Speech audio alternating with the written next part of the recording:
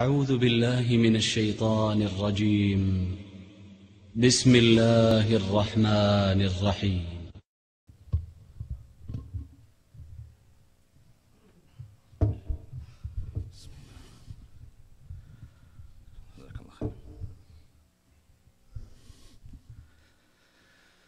إن الحمد لله نحمده ونستعينه ونستغفره ونستهديه ونعوذ بالله من شرور أنفسنا ومن سيئات أعمالنا. من يهده الله فهو المهتد ومن يضلل فلن تجد له وليا مرشدا. وأشهد أن لا إله إلا الله وحده لا شريك له وأشهد أن محمدا عبده ورسوله. أدى الأمانة وبلغ الرسالة ونصح الأمة وتركها على المحجة البيضاء، فصلاة الله وسلامه عليه وعلى آله وصحبه وسلم أجمعين. يا أيها الذين آمنوا يا أيها الناس اتقوا ربكم الذي خلقكم من نفس واحدة وخلق منها زوجها وبث منهما رجالا كثيرا ونساء واتقوا الله الذي تساءلون به والأرحام إن الله كان عليكم رقيبا.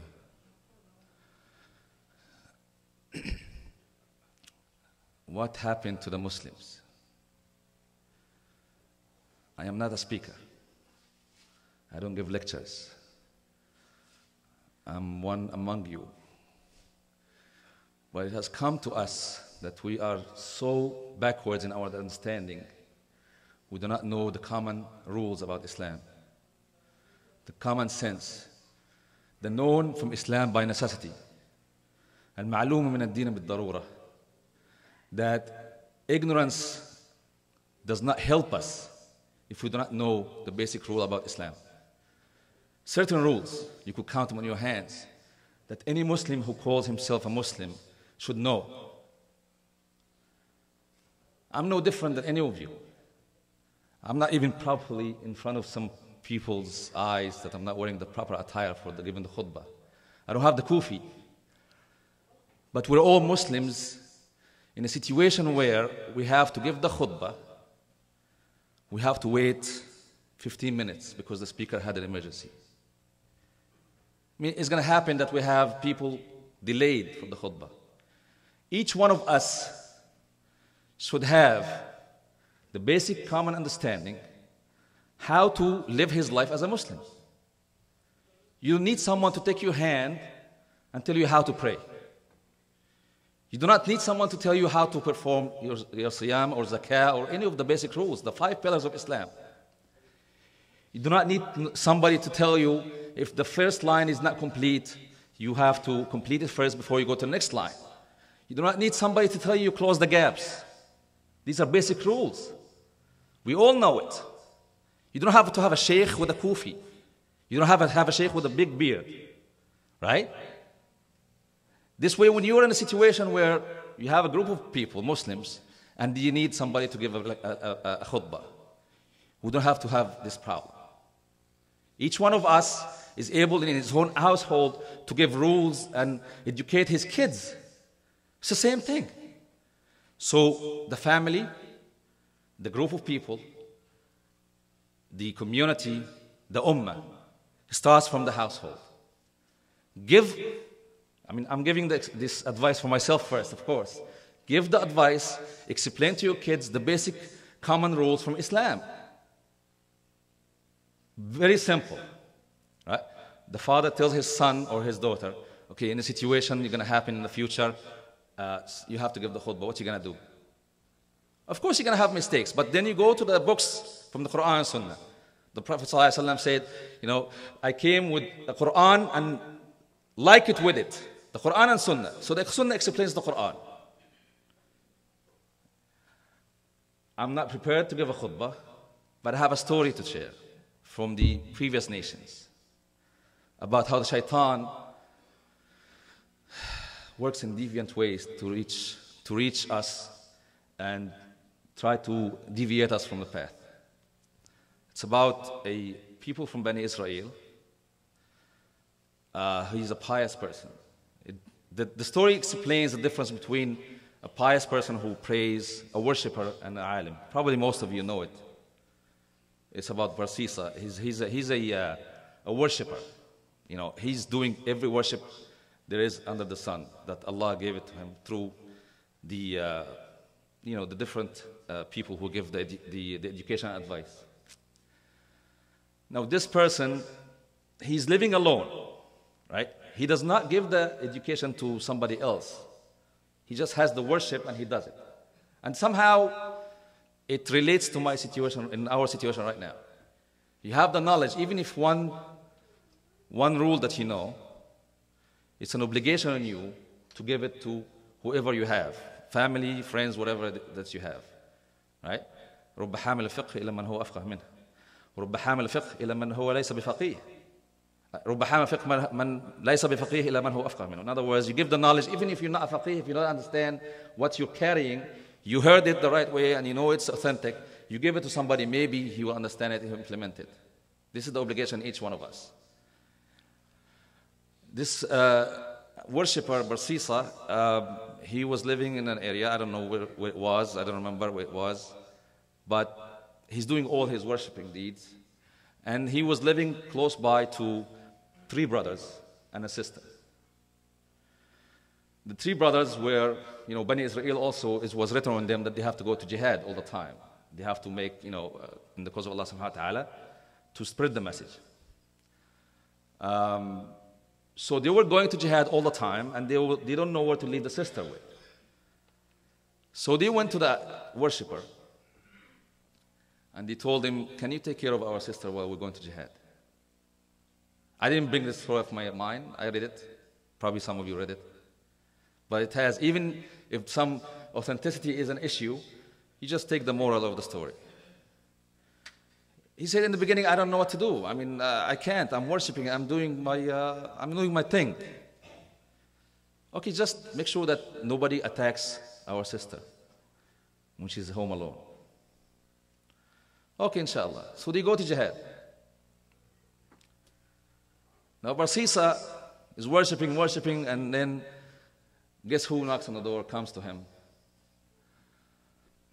The sister asked for some, sustenance, food, whatever it is. He said, no, don't worry about it. I'll give it to your doorstep. I'll leave it to your doorstep, the food. Just go back to your place.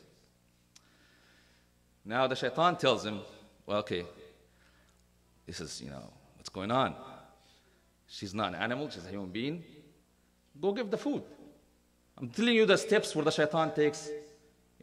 You might understand it better than I do, but the steps the shaitan takes in order to have even the worshiper among us, if he has no small knowledge to implement what he understands, he's going to go fall a prey for this kind of deviation.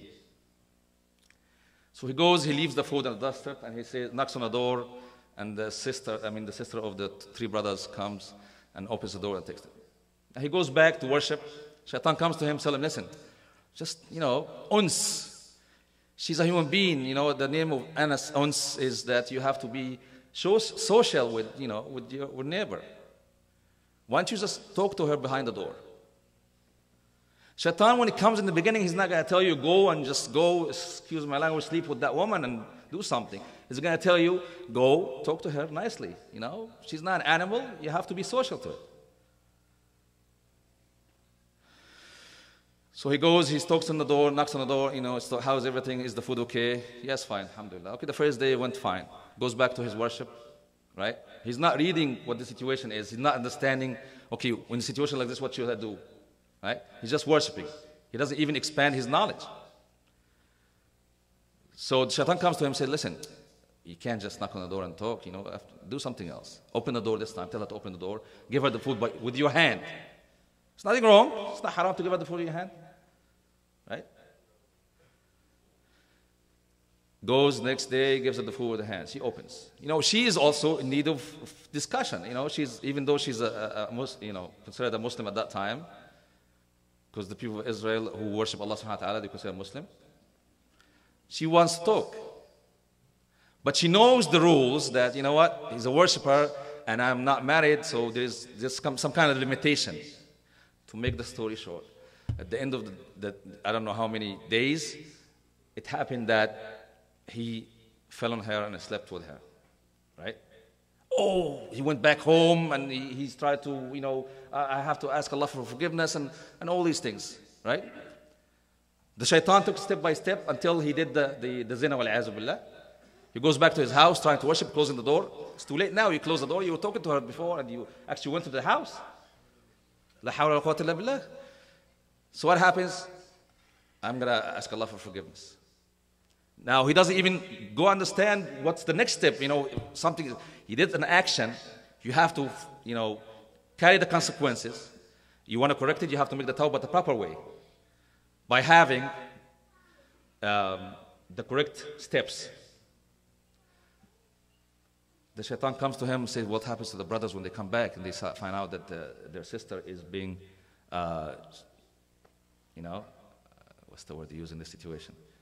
She's not a virgin anymore, if you want to say it that way. Oh, don't worry, I'm not gonna, let's go somewhere else. I'll tell her to go somewhere else because there's attacks on people. People are attacking the village. Let's go somewhere else and live somewhere else. But before he goes there, the woman is pregnant now. La hawla wa la quwwata illa billah. What am I gonna do? It's a disaster. Look at the steps. Oh, you have to do something with the baby. What am I gonna do with the baby? No, I can't. Shaitan comes to him, makes it, the only way you could eliminate the situation is to do what? Eliminate them both. Kill the child and kill and the mother. This way the brother will come back. They will say what? Oh, the shaitan already has the solution. Oh, there was an attack on the village. People came and they killed the sister. And I buried her in that grave. Right? Look at the shaitan, how he makes everything simple to us. To understand, it's not a big deal. Okay, that's it. You covered your tracks. Nothing is happening. Sure enough, he did. The first thing was the talking, which is the haram, right? Socializing, which is haram in Islam, unless there are certain rules with it, right? And then, fornication. And then killing. And this is a worshipper. He is the most pious person at that time, right? He does this. The brothers come back. Where's our sister? You promised us to take care of her. At least you didn't do anything, but just make sure that there's no, there were people attacking the village. I couldn't do anything. I tried my best, but, they killed her and buried her in this grave. You think the shaitan, when he takes care of one person, deviating him, he's going to stop there, and that's it. You know what? He's done. He's done for. His demise is soon for sure. You know what? No. He goes to the brothers, and he has his ways to go to the brothers, explain to them, listen, you want to know what happened to your sister? This is the shaitan, because he has now, this is his playground. He already was able to do one thing. Why not do the others and to the brothers to kill that worshipper? But the shaitan in his mind, he knows he doesn't want only the killing to happen. He wants something in his mind bigger than this. He doesn't want the person to have a chance for repentance. He doesn't want him to have to go to paradise if he repented the right way, or had the rules of hudud become on him. Right? He wants it to do more than this. He's a planet. He's been existing for how many millions of years before us. So he knows the game. He knows the whole thing. But Sisa now is in a totally destroyed stage. He doesn't know what to do. Anybody asks him a question, I don't know, I was here, I was worshiping, and then suddenly this, right? So he's a very sensitive situation right now. He's almost cracking up his what happened, because he wants to worship, he wants to repent to Allah subhanahu wa ta'ala, but shaitan is not going to give him a chance. The shaitan goes in a dream to the brothers, the three brothers, and tell them, what your sister happened to her? This is what happened in the steps. This worshipper that you said he's a worshipper, that he's supposed to take care of your sister. This is what he did. He killed her and her son, her child. And this is the place where the burial is. And sure enough, in the morning before they go to the worshipper, Barsisa, and they go to the grave and they find out a sister and a child next to him. Their sister and child next to him. What happened? That's it. We take the worshipper Barsisa and we make sure that he's going to die a horrendous death. At that time, killing themselves because to repentance is part of the Jewish rules, of course, right? We all know the story of Musa and how they worship the calf. So the way to repent is to go back and kill themselves. In other words, the worshipper who did not worship the calf will kill the one who worshipped the calf. So there's no answering about it. That's it. It's dead. Barsisa now is like horrified. What am I going to do? You did all these mistakes and you're horrified just because of death? Make repentance. Do something. Shaitan comes to him, the only way I could save you is, I could save you. All you have to do, very simple thing. What's the big deal? Just bow to me. So the shaitan from the whole beginning to end, he just wants one thing. He was not going to let this guy go, the worshipper, because he doesn't have the knowledge, except to bow to him at the end. But I'm a worshipper, I know there is one God. Yeah, Dude, you're going to be dying right now. Right? And mind you, the death at that time is not something simple like hanging or a bullet. Like sometimes they use weird ways of killing people. But in any case. So at the time that they're holding him and he's going to be held captive in order to be killed the next morning, he bows to him. Bows to the shaitan. So not only he did all the sins, you could count him, he now is associating partners with Allah subhanahu wa ta'ala, so he made shirk. Next morning it comes, hey shaitan, where are you, man? You helped me out all these times by thinking he helped him out. That's it. Exactly like what's going to happen in the Day of Judgment. The shaitan will say, all I said was whisper in your ears. I just told you what to do. You did it. I didn't force you. But he's alone now. Of course they killed him. Nobody could help him. And he died on Jahiliyyah, died on Kufr. We have to wake up. Okay? The issue about just worshipping in the mosque and coming 5 times a day and not sharing the knowledge how to steadfast in Islam is gone now. It's behind us. Right? Now we have to find out if any situation something happens. The shaitan has a lot of millions of doors to come to us. And he's ready, willing, and able, and he's excited because he knows the more amount of people will join him in hellfire, the better it is for him. What we're going to do about it? Are we going to be just worshippers for the rest of our lives, trying to close the holes here, my place alone? Or are you going to share this knowledge that we have? Even one thing that you know that the Prophet ﷺ did it the proper way, just share it. It's not a problem. What's the worst that the person next to you is going to tell you? Either he tell you, Jazakallah khairan, or he looks at you funny, like, who are you to tell me? Right? No problem. But he's going to really do something to yourself. Your personality is going to be moved. No, a friend of mine, a brother of mine told me, just say what you have, the advice. Say the truth. Say the haqq. No matter what happens to the other person who's going to tell you, no matter how he's going to act to it, you did your part, provided you properly give it the right way. هذا واستغفر الله لي ولكم ولسائر المسلمين فاستغفروه سبحانه.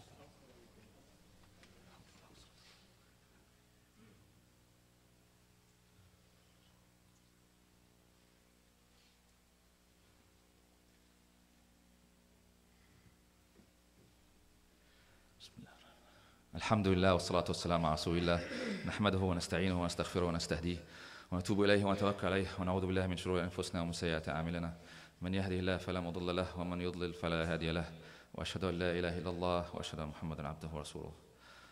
اللهم صل وسلم وبارك على عبدك ورسولك سيدنا محمد وعلى آله وصحبه وسلم أجمعين.